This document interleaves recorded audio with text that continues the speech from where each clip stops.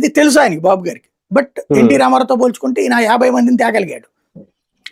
దాన్ని లోకేష్ ఏం చేశాడు, నిజమైన మీరు కార్యకర్త అని మీకు గుర్తుండే విధంగా, ఏమో నువ్వు కార్యకర్తగా ఉంటే నీకు కొన్ని బెనిఫిట్స్ ఉంటాయి అని చెప్పేసేసి అదేది ట్యాబులు పెట్టి ట్యాబులతో ఫోటోలు తీసి ఐడి కార్డు స్మార్ట్ కార్డు ఇచ్చి ఆ కార్డు ఉన్నటువంటి వాళ్ళకి ఈ ట్రావెల్స్ లో 20% టికెట్ ఫ్రీ, ఈ హాస్పిటల్స్ లో 20% మెడిసిన్ ఫ్రీ, ఈ షాపుల్లో 20% డిస్కౌంట్ ఈ పెట్టారు.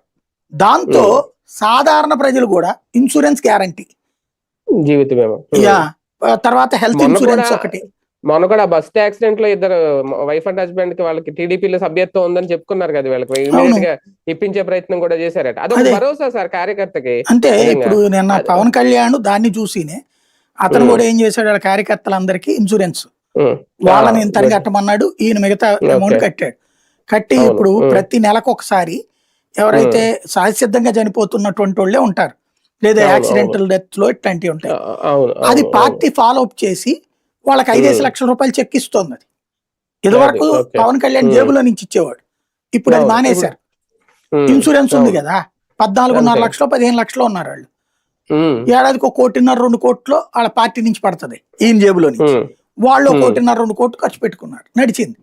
అది వైసీపీలో ఎక్కడుంది?